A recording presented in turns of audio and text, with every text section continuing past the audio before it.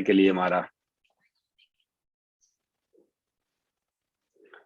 اور یا مفعول فی ہوگا جس میں ظرفیت کا معنی پایا جائے گا، جیسے سرت یوم الجمعہ یا دخلت المسجدہ. یا مفعول ما ہوگا جیسے جال بردو والجبات. ٹھیک ہے. یا رأیت زیدن و خادمہ. ٹھیک. مفعول مطلق، سوری مفعول ما. یا مستثنی ہوگا جیسے جان القوم الا زیدن. یا حال ہوگا تو منصوب ہوگا.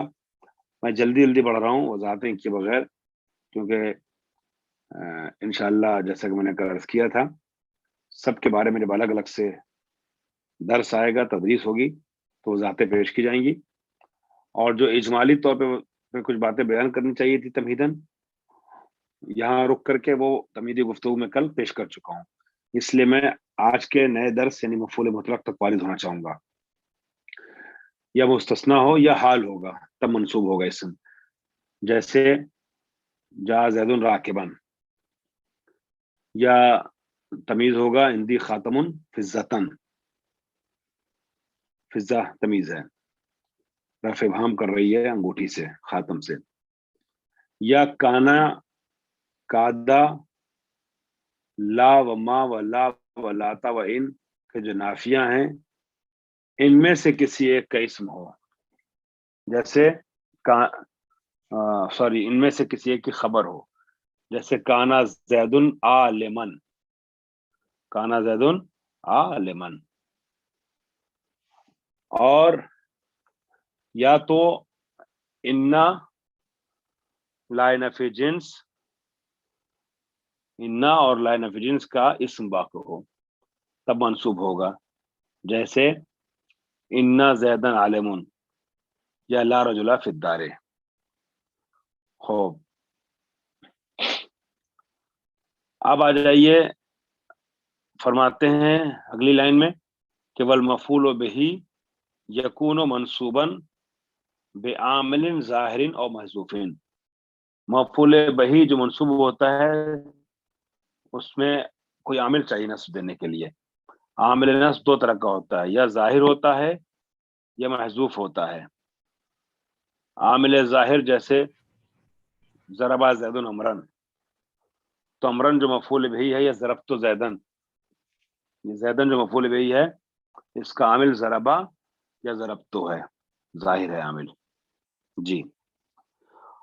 اور کبھی ایسا ہوتا ہے کہ اس کا عامل محذوف ہوتا ہے.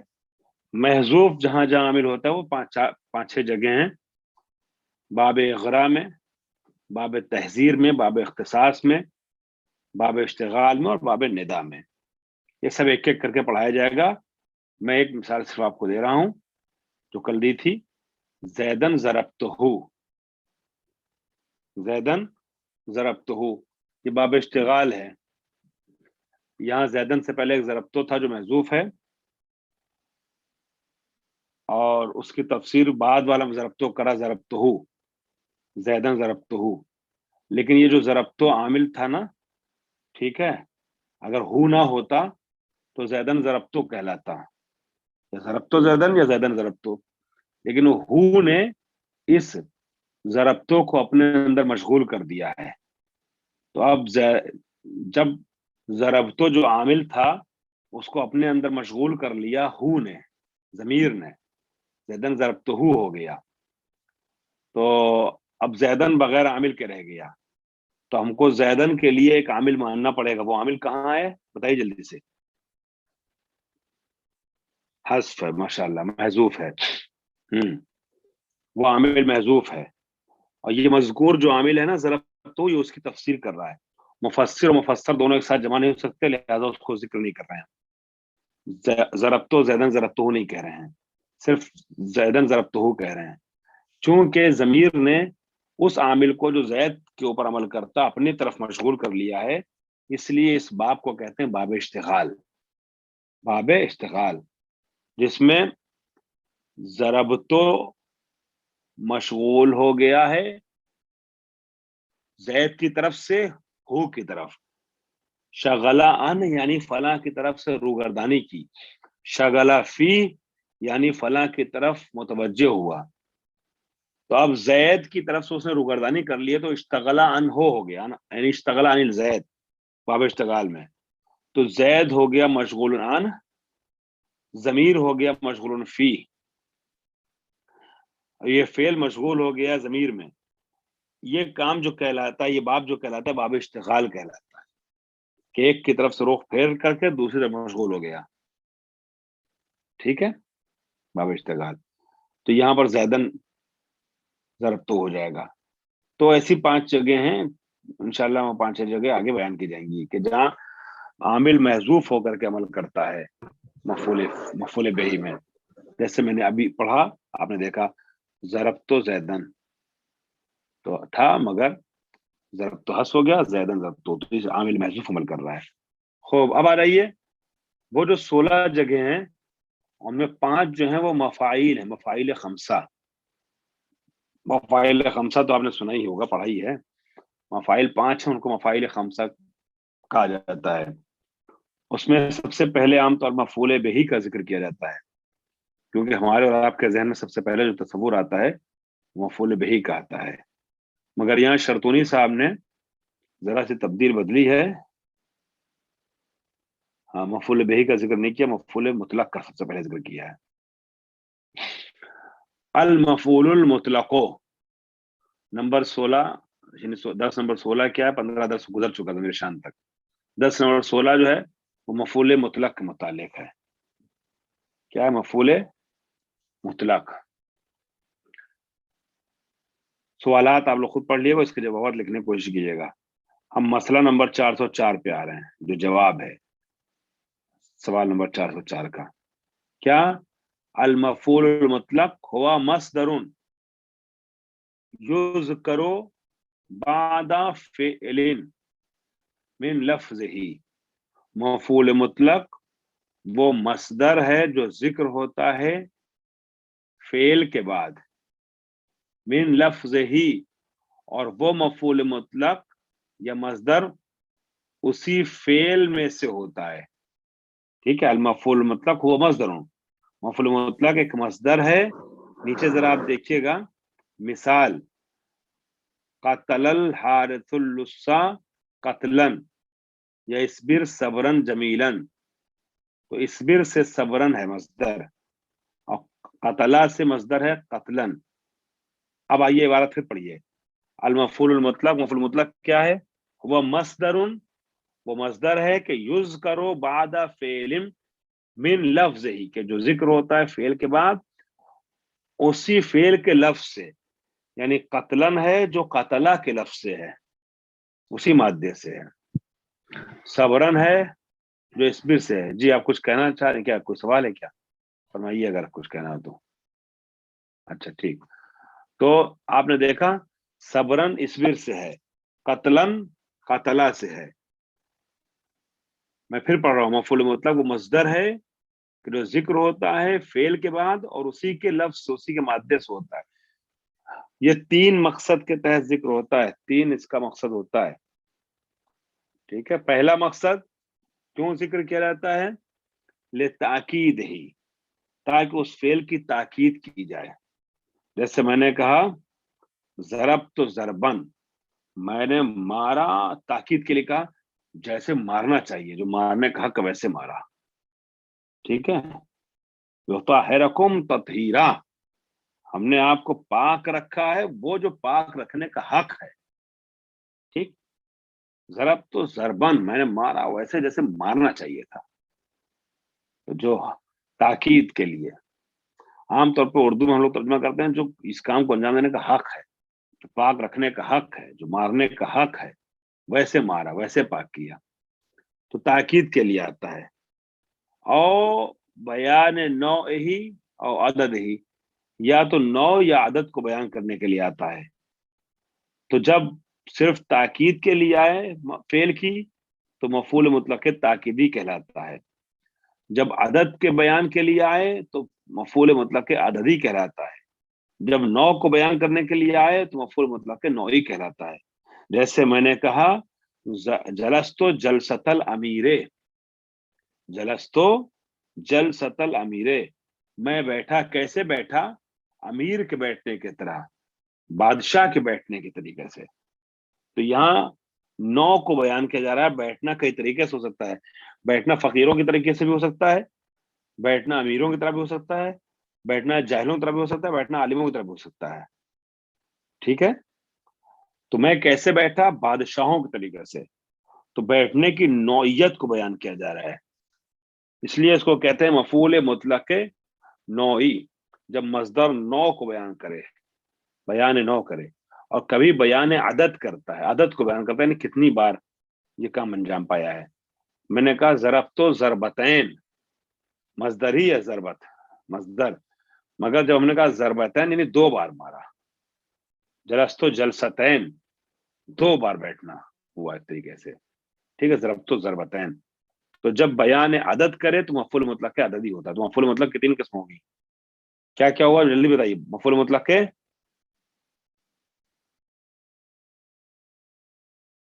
تاکیدی، نوعی، عددی. احسان، یہ تین یاد رکھیے گا. خوب. مثال قتل الحارث، اس میں لسا لکھا ہوا ہے، لام پہ زیر ہے، مگر کئی جگہ میں نے لسا بھی لکھے ہوا دکھا ہے. قتل الحارث اللسا، لس کہتے ہیں، اگر لس صحیح ہے تو لس، ورنہ میں نے تو لس ہی پڑھا ہے. لس کہتے ہیں چور کو. حارث نے، حارث کہتے ہیں نگہبان کو، گیٹ کیپر کو. تو گیٹ کیپر نے چور کو قتل کر دیا. قتلن، قتل کرنے کے طریقے سے، مطلب جو قتل کرنے کا حق تھا. ہاں، لسا صحیح، جو قتل کرنے کا حق تھا، مطلب ڈھنگ سے مارا، جو ختم ہو گیا فوراً وہی مسئلہ. تو یہاں پر جو ہے یہ مفعول مطلق تاکیدی ہے، جو قتل کی تاکید کے لیے استعمال کیا گیا ہے. یا دوسری مثال ہے وَاصْبِرْ صبرًا جمیلا، صبر کرو، مگر کون سا صبر کرو؟ جو اچھا صبر ہو، یعنی صبر کرو شکر خدا کے ساتھ. تو یہ جمیلن جو ہے وہ صبرن کی صفت ہے. تو صبرن مصدر تو ہے، مگر صفت کے ساتھ، صفت جو جب آ جاتی تو نو کو بیان کرتا ہے، صفت کا آنا. تو یہ مفعول مطلق کے نوعی ہو جائے گا. اسی طریقے سے دقت الساعۃ دقتین، گھڑی جو ہے وہ کھٹکھٹائی ہے، آواز ہوئی، گھنٹہ پورا ہوا گھڑی کا. تو کتنے گھنٹے پورے ہوئے؟ کتنی بار گھڑی نے دق دق کیا؟ 2 مرتبہ. جی ماشاءاللہ، آپ لوگوں کی ٹائپنگ جو ہے وہ ہمارے بولنے سے زیادہ تیز ہے، فاسٹ ہے. یہ کہ کے ساتھ ساتھ چلتا ہے، ادھر سوال کیا ادھر جواب حاضر. ماشاءاللہ. ودقت الساعۃ دقتین، تو یہاں پر عدد کو سمجھا رہا ہے یہ. تو ہے تو مصدر دقتن جو ہے اسی دقت سے نکلا ہے، اور اسی کا تسنیہ بنا دیا گیا، دقتین ہو گیا. ٹھیک ہے. تو من لفظ کا نا، من لفظ ہی، فعل کے لفظ سے ہے مصدر، اور عدد کو سمجھا رہا ہے. تو یہ مفعول مطلق عددی ہو جائے گا. اب آ جائیے ہم فائدہ پڑھ لیتے ہیں. یہاں تک تو میں سمجھتا ہوں کہ میں نے اتنا ٹھہر کر کے آرام سے بیان کیا ہے، اور کل بھی مثال دے دی تھی، اور آج جب درس کا آغاز ہوا باقاعدہ مدن سے تو اور بھی واضح کر دیا. تو میں سمجھتا ہوں سب کے لیے آسان ہوگا، کسی کو مشکل تو نہیں ہے.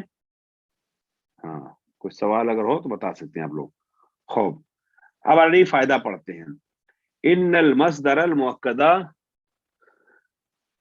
لا یسنا ولا یجمع، یہ والا مصدر جو تاکید کے لیے آتا ہے، ضربت ضربن، اس کو ضربین نہیں کہا جائے گا. ٹھیک ہے، یہ تثنیہ نہیں ہوگا یا جمع بھی نہیں ہوگا. ان المصدر المؤکد یعنی مفعول مطلق کے نوعی، سوری مفعول مطلق کے عددی، میں کیا کہہ رہا ہوں، مفعول مطلق کے تاکیدی، اس میں مصدر تثنیہ جمع استعمال نہیں ہوتا ہے. ان المصدر المؤکد، وہ مصدر کی جو تاکید کے لیے آ رہا ہے، لا یستثنا، سوری لا یسنا ولا یجمع، نہ اس کی تثنیہ ہوتی نہ اس کی جمع ہوتی. لأنہ، کیوں؟ لأنہ يدل على الحقیقت المشترکۃ بین بین القلیل والکثیر، اس لیے کہ یہ جو مصدر ہے نا جو تاکید کے لیے آ رہا ہے وہ ایک ایسی حقیقت ہے کہ جو مشترک ہے قلیل و کثیر کے درمیان، ایسی حقیقت ہے جو کم اور زیادہ دونوں کے لیے، اس کا کام صرف اور صرف تاکید کرنا ہے بس فعل کی، باقی عدد کو، نو کو، فلانا اور ڈھماکہ کو بیان کرنا مقصود نہیں ہے کہ اس کی تعداد لائی جائے، لہذا تثنیہ اور جمع نہیں ہوتا ہے۔ میں نے اوپر مثال جو پیش کی سابق کتاب میں نے آپ کے سامنے پڑھا، قتل الحارث اللص قتلا، ٹھیک ہے، 2 بار مارا، 3 بار مارا، اتنی بار تثنیہ اور جمع مراد نہیں ہے، مراد کیفیت قتل ہے۔ ضرب تو ضربن، کیفیت ضرب، ٹھیک ہے، یہ مراد ہے، 1 کو مارے، 10 کو مارے، 1 بار مارے، 10 بار مارے، وہ سب ہماری مراد نہیں ہے، ہماری مراد صرف یہ کہ مارنے کی کیفیت جو ہے وہ ہر صورت میں شدید ہے، ٹھیک ہے، ضرب تو ضربن، میں نے مارا مارنے کے طریقے سے، تو کیونکہ ایک ایسی حقیقت کو بیان کرتا ہے یہ مصدر مفعول مطلق کے تاکیدی میں جو مشترک ہے قلیل و کثیر کے درمیان، لہذا تثنیہ اور جمع نہیں ہوتا، برخلاف مفعول مطلق کے عددی اور نوعی کے۔ وَأَمَّا الْمُبَيِّن، یعنی وہ مفعول مطلق جو مبین ہے، مفعول مطلق مبین کی 2 قسم بن جائے گی، ایک مفعول مطلق مبین نو، مبین عدد، جو مبین نو ہوگا اس کو مفعول مطلق نوعی کہتے ہیں، جو مبین عدد ہو یعنی عدد کو بیان کرے اسے مفعول مطلق عددی کہتے ہیں۔ فَأَمَّا الْمُبَيِّن، یعنی مفعول مطلق مبین، فَيَجُوزُ فِيهِ ذَلِكَ، اس میں مصدر کا تثنیہ ہونا، جمع ہونا، مصدر کا تثنیہ اور جمع ہونا کیا ہے؟ جائز ہے۔ نحو حکم تو حکمین یا حکم تو احکامن، میں نے حکم لگایا، ٹھیک ہے، میں نے حکم لگایا، 2 حکم لگایا یا کئی حکم لگایا، حکم تو حکمین یا حکم تو احکامن، میں نے حکم لگایا اور کئی حکم لگایا، تو یہاں احکامن یا حکمین مفعول مطلق ہے اور مصدر اس کا جو ہے وہ تثنیہ اور جمع کی شکل میں استعمال ہوا ہے، اور عدد کو سمجھا بھی رہا ہے یہاں۔ خوب، یہ کہنے کا مقصد نہیں کہ میں نے حکم لگایا ویسے جیسے حکم لگانا چاہیے، ویسے جو حکم لگانے کا حق ہے، حقیقت حکم کی عکاسی حکمین اور احکام نہیں آیا ہے، بلکہ عدد کو بتانے کے لیے آیا ہے، جب عدد کو بتانے کے لیے آیا تو احکام اور حکمین ہو سکتا ہے۔ یا دوسری مثال، عالجت المریض علاجین اور ثلاثۃ علاجن، مریض وہ تھا جو ایک بار میں ٹھیک نہیں ہو رہا تھا، تو اس کے علاج کرنے کی کیفیت یہ تھی، اس کے علاج کرنے کی نوع یہ تھی، اس کے علاج کرنے کا طریقہ یہ تھا کہ اس کا 2 بار یا 3 بار علاج کرنا پڑا یا کئی بار علاج کرنا پڑا، آتا تھا دوا لیتا تھا پھر چلا جاتا تھا، ٹھیک ہی نہیں ہو رہا تھا، تو عالجت المریض علاجین یا ثلاثۃ علاجات، ٹھیک ہے، میں نے مریض کا علاج کیا کئی مرتبہ، تو یہ کئی مرتبہ علاج کرنا جو ہے نا یہ علاج کی کیفیت کو بتا رہا ہے کہ اس کے علاج جو ہے وہ ایک بار میں مطلب ٹھیک ہونے والا مرض نہیں تھا اس کا، ٹھیک، تو یہاں پر کوئی مشکل نہیں ہے۔ لأنہ، یہاں پر تثنیہ اور جمع یعنی عددی میں اور نوعی میں تثنیہ اور جمع ہو سکتا ہے، کیوں ہو سکتا ہے؟ لأنہ يدل على الانواع والافراد، کیونکہ یہ دونوں جو ہے نا وہ دلالت کر رہے ہیں انواع اور افراد پر، انواع پر، نوع کی جمع ہے انواع، فرد کی جمع افراد، انواع اور افراد پر دلالت کر رہے ہیں، منطویت تحت الحقیقت، کہ جو ایک حقیقت مشترک کے ماتحت ہے، وہاں حقیقت ہی کو بیان کیا جا رہا تھا، حقیقت مشترکہ کو بیان کیا جا رہا تھا، ٹھیک ہے، اور افراد مد نظر نہیں تھے، مین حقیقت مد نظر تھی، اور حقیقت ایک ہی ہوتی ہے، ضرب تو ضربان بس، لیکن یہاں جو ہے اس حقیقت کے ماتحت آنے والے افراد اور انواع مراد، تو انواع کئی ہو سکتے ہیں، 3 طریقے کا علاج ہو سکتا ہے، 2 طریقے کا علاج ہو سکتا ہے، 2 حکم ہو سکتا ہے، 3 حکم ہو سکتا ہے، ٹھیک، تو وہی فرما رہے ہیں کہ یہاں پر جب مبین ہوگا مفعول مطلق مبین، تو تسنیہ اور جمع ہو سکتا ہے، کیوں؟ لأنه يدل على الانواع والافراد، کیونکہ وہ دلالت کرتا ہے انواع اور افراد پر، المنطویت تحت الحقیقت، جو ماتحت ہیں ایک حقیقت کے، وہیا قابل التعدد، اور انواع اور افراد جو ہیں وہ قابل تعدد ہیں، حقیقت شے قابل تعدد نہیں ہوتی ہے۔ مارنے کا حق، ضرب تو ضربن، میں نے ویسے مارا جو مارنے کا طریقہ تھا، وہ کئی طرح کا نہیں تو ہوگا، وہ ایک ہی ہے، لیکن انواع کئی قسم کئی طرح کا ہونا یا کئی عدد ہونا، یہ جو ہے انواع اور اعداد جو ہیں یہ قابل تعدد ہیں، وہیا قابل التعدد، ٹھیک ہے، یہ قابل تعدد ہیں۔ خوب، ابھی ہمارے پاس 10 منٹ کا وقت باقی ہے، لیکن کلمہ دلہ اللہم بیر بیر تھوڑا تھوڑا کر کے آگے بڑھیں، ایک بارگی نہیں، اس لیے آج اس درس کو یہیں پر روک رہے ہیں، اور انشاءاللہ مسئلہ نمبر 405 عامل المفعول المطلق ثلاثۃ انواع، عامل مفعول مطلق کے 3 قسمیں، اس کو انشاءاللہ کل بیان کریں گے، تاکہ ابھی فی الحال اتنا آپ لوگوں کے سمجھ میں آ جائے، ہضم ہو جائے، اچھے سے مباحثہ کر لیے گا، پہلی بار مباحثے میں نہ سمجھ میں آیا تو دوسری بار مباحثہ کیجیے گا، ٹھیک ہے، خوب قاعدے سے انشاءاللہ۔ چلیے اپنا خیال رکھیے، اگر پھر بھی کچھ نہ سمجھ میں آئے تو درس شروع ہونے سے پہلے آپ سوال ہم سے، آپ لوگوں کی طرف سے کیا جا سکتا ہے کل انشاءاللہ۔